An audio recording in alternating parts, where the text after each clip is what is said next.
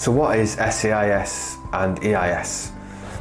Well, SEIS stands for Seed Enterprise Investment Scheme and EIS is Enterprise Investment Scheme. So these are tax incentives for investors into your company. They can get big tax breaks by investing if your company's eligible for these schemes.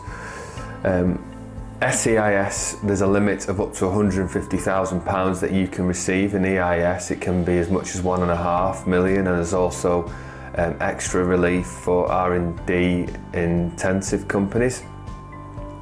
This tax break is for the investor, not for you, but by having that advance assurance from HMRC, it makes you more attractive because, for example, if I invest £100,000 into your company, the taxman will give me £50,000 off my tax bill. So it's a very attractive incentive for people to invest.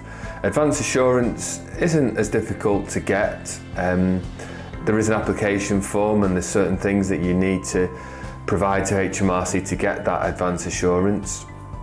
Things like your pitch deck that you're going to use for investors, your articles of association, what a shareholder agreement is going to look like, list of investors that are potentially interested. This is a difficult one because it's a bit of a catch-22. If you haven't got your advance assurance, then how do you know who's going to invest in your company?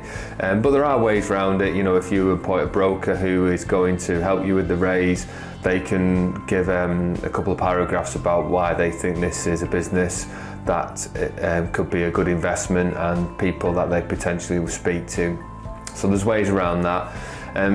Typically, the application can take about 30 to 45 days to get a response from HMRC if they have no further questions. I think what's important to do when you do the application is try and give them everything that they'll need. So sometimes in the form it won't tell you what they need, but if you've got someone experienced doing it, they can anticipate what they're going to ask for or the wording of certain things in terms of the replies to the questions. So again, it's something we do for clients. We do it free of charge. The reason that is if we can help a client raise money and get investment, then obviously they're going to be our client for longer, and that money can be used to grow the business, and as they grow, their fees increase for us. So there's no real advantage for me for charging for that application at all, or to help them with that. But yeah, it's a real attractive thing for investors, and whenever we speak to startups or early stage businesses looking to investments, one of the first things we'll advise on is to get this advance assurance, which makes you stand out to potential other investors.